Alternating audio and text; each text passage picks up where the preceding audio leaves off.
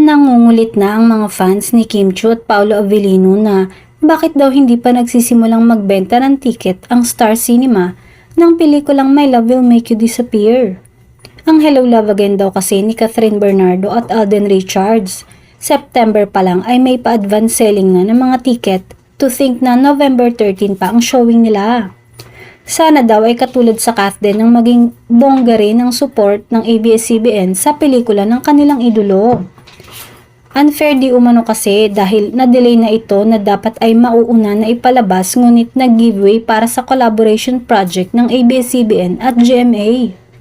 Samantala, ngayon pa lang ay gagawin ng Kim Pao fans ang lahat para lang kumita ng limpak-limpak ang My Love Will Make You Disappear at target nga nila ang mahigit 1 billion.